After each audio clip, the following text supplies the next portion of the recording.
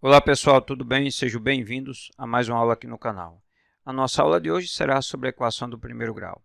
Nós vamos para a nossa terceira aula, onde eu estou falando sobre resolução de equação do primeiro grau. Antes de começar essa aula, eu quero agradecer a Deus pela oportunidade que Ele me dá de gravar mais uma aula para vocês. Peço também a Deus que abra a mente e o entendimento de vocês, para que vocês possam aprender com facilidade o conteúdo dessa aula. Que o Senhor me ajude a explicar de maneira acessível essa aula para vocês. Então vamos lá. Nesta aula aprenderemos como resolver uma equação do primeiro grau com uma incógnita na forma de fração, utilizando no desenvolvimento as operações inversas. Então vamos lá.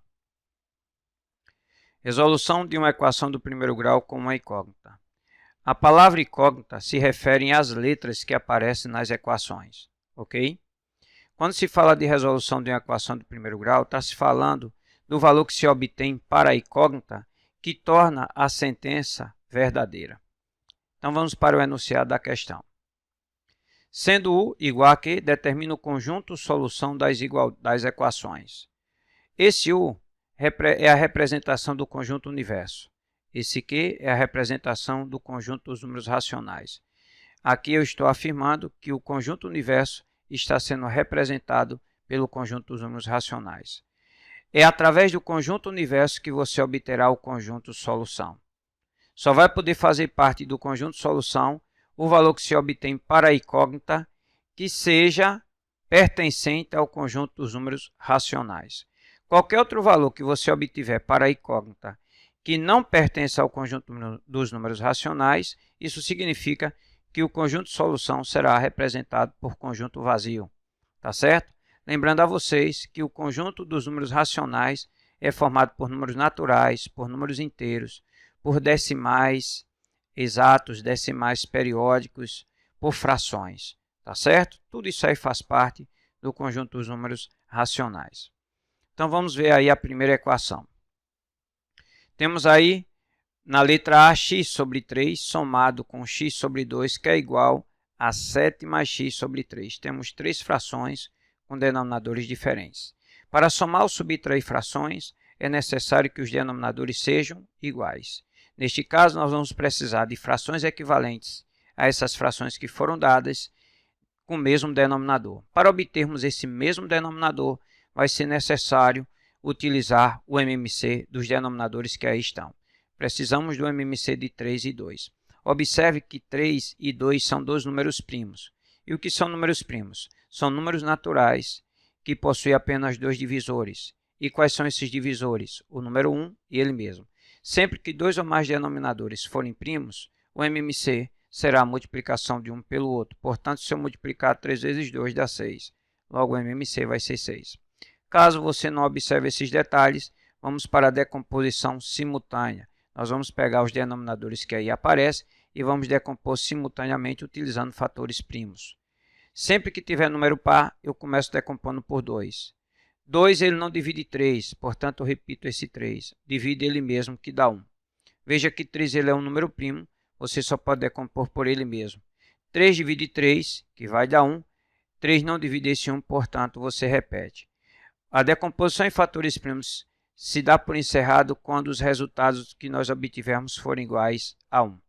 Agora é só multiplicar os fatores primos que nós utilizamos na decomposição. 3 vezes 2 vai dar 6. 6 é o MMC dos denominadores, certo? Então, nós vamos passar um único traço de fração para o primeiro membro e um único traço de fração para o segundo membro. Quando eu falo de primeiro membro, estou me referindo a tudo que vem antes da igualdade. Quando eu falar em segundo membro, estou me referindo a tudo que vem após a igualdade. Então, vamos pegar o 6 e repetir aqui nos denominadores, tanto no primeiro como no segundo membro. O que é que eu faço com o MMC? Você vai pegar o MMC, vai dividir pelo denominador de cada fração e o resultado da divisão você vai multiplicar o numerador da mesma fração. Quando eu dividir 6 por 3, vai dar 2. 2 que multiplica o numerador, que é x. 2 vezes x vai dar 2x. Mais. Você vai pegar agora 6, que é o MMC, vai dividir por 2. 6 dividido por 2 vai dar 3. 3 multiplicará o numerador da fração, que é x. 3 vezes x vai dar 3x. Ok? Vamos para o segundo membro agora. Vamos pegar o MMC, que é 6, dividir pelo denominador, que é 3. 6 dividido por 3 vai dar 2. Esse 2 vai multiplicar o que está no numerador, que é 7 mais x. Observe que tem dois termos no numerador. Portanto, eu vou aplicar aqui a propriedade distributiva. Você vai colocar 2, que multiplicará entre parênteses o 7 mais x. Mas se você quiser multiplicar direto, não tem problema nenhum. Você poderia fazer 2 vezes 7, daria 14, mais 2 vezes x, que daria 2x. Eu prefiro aplicar a propriedade distributiva. Isso é uma questão de escolha minha, tá certo? Vamos lá. Uma vez que você utilizou o MMC, você pode cancelar esse MMC, tá certo? Agora vamos repetir o que está no numerador. Vou repetir o 2x mais 3x igual a 2, que multiplica 7 mais x. Para eliminarmos esse parênteses, eu vou aplicar a propriedade distributiva. Vamos logo aqui para o primeiro membro. Veja que aqui no primeiro membro você tem a soma de 2x mais 3x. Sinais iguais, soma e conserva o sinal na soma algébrica. Então, somando, ambos são positivos, a resposta é positiva, 5x. Igual. Aplicaremos a propriedade distributiva para eliminarmos o parênteses. Esse 2 que está fora, multiplica os dois termos que estão dentro. Veja que tanto 2 quanto 7 quanto x, todos são positivos. Portanto, quando eu aplicar a propriedade distributiva, eliminando assim o parêntese, tudo isso aqui será também positivo, certo? 2 vezes 7 vai dar 14, mais 2 vezes x vai dar 2x, ok? Olha só, o que nós faremos agora? Vamos isolar tudo que tem x no primeiro membro e tudo que não possui x fica no segundo membro. Esse 2x que aí está, ele vai vir para o primeiro membro. Lembrando a vocês que todas as vezes que você mudar um termo de um membro para o outro, ele muda também de operação. Se está somando, passará subtraindo. Tá? Então, neste caso, ele está somando, vai passar subtraindo. Você terá 5x menos 2x igual a 14, que permanece no segundo membro, já que ele não possui x. Ok? Vamos efetuar essa subtração que está no primeiro membro. 5x menos 2x, você terá aí 3x, que é igual a 14. Ok?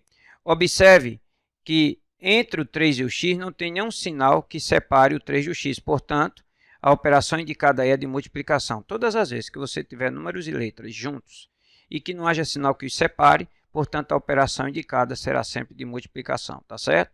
Então, vamos pegar esse 3 que está multiplicando o x e vamos passar dividindo o 14. Neste caso, você terá x igual a 14 dividido por 3.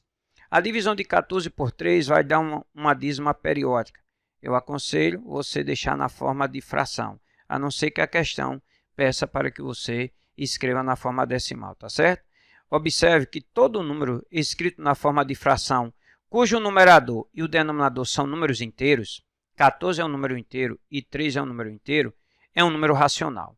Se é um número racional, portanto, faz parte do conjunto universo. Se faz parte do conjunto universo, portanto, fará parte do conjunto solução. Então, vamos escrever o conjunto solução dessa equação. Vou escrever S, tá?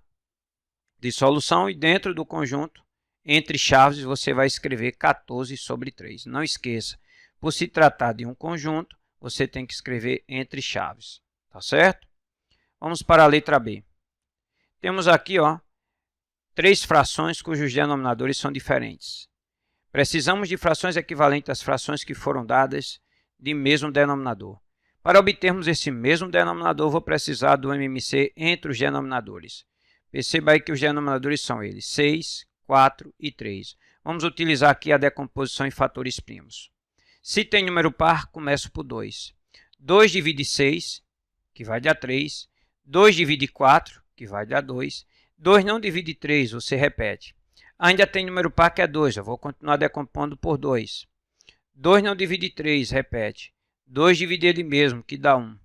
2 não divide 3, repete. O 3 ele é um número primo, você só pode decompor por ele mesmo. Então, 3 divide 3, que dá 1. 3 não divide esse 1, você repete. 3 divide 3, que dá 1. A decomposição em fatores primos se encerra quando todos os resultados obtidos forem iguais a 1. Para nós obtermos agora o MMC, vamos precisar multiplicar os fatores primos que nós utilizamos na decomposição. 3 vezes 2 vai dar 6 e 6 vezes 2 vai dar 12. 12 é o MMC. Nós vamos passar um único traço de fração para o primeiro membro e um único traço de fração para o segundo membro. E vamos repetir o MMC nos denominadores dessas frações nos dois membros, tá certo? O que é que eu vou fazer com esse 12? Vou dividir pelo denominador da fração e o resultado da divisão eu multiplico o numerador da fração, certo? 12 dividido por 6, você terá aí como resposta 2. 2 que multiplica o numerador, que é x, vai dar 2x. Mais, vamos pegar agora 12 e dividir por 4. E o resultado da divisão, você vai multiplicar o numerador da fração, que é x. 12 dividido por 4, você terá aí como resposta 3. 3 que multiplica o numerador, que é x, vai dar 3x. Vamos agora para o segundo membro. Vou pegar esse 12, vou dividir pelo denominador, que é 3. 12 dividido por 3, você terá 4. 4 que multiplica o numerador, que é x. 4 vezes x, 4x. Menos. Está vendo que esse 1 aqui não possui denominador. O denominador dele é 1, certo? Mas aí você não perca tempo. Vá logo pegando o MMC, que é 12, e multiplicando direto esse 1. Todas as vezes que você tiver um número inteiro no meio da equação, pega o MMC e multiplique direto esse número inteiro, tá certo? 12 vezes 1 dá 12, ok?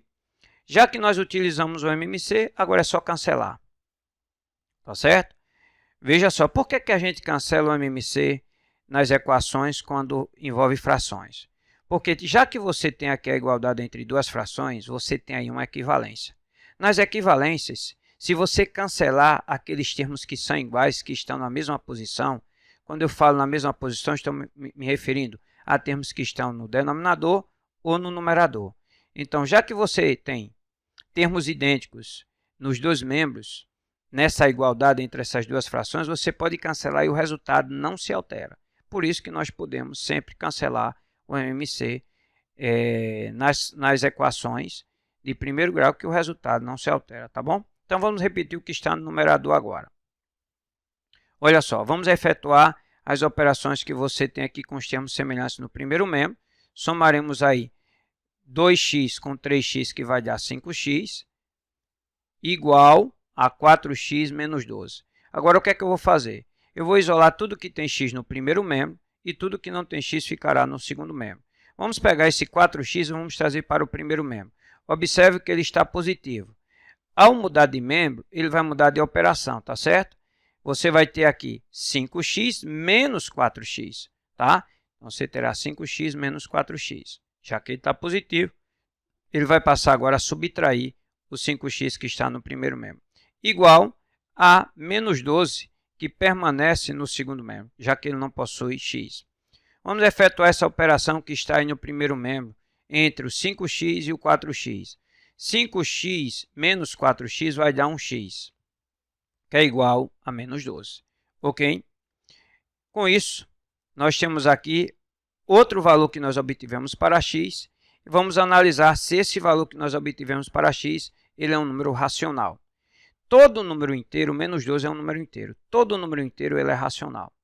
Se todo número inteiro é racional, portanto, faz parte do conjunto universo que está sendo representado pela letra Q. Se faz parte do conjunto universo, portanto, fará parte do conjunto solução. Então, o conjunto solução que será representado pela letra S será formado pelo elemento menos 12. Ok? Não esqueça de colocar entre chaves, tá bom? Pois tá, pessoal, com isso eu encerro mais uma aula e peço a Deus que Deus abençoe vocês. E se for da vontade de Deus, nos encontraremos numa próxima aula, se assim Deus permitir. Até mais, pessoal.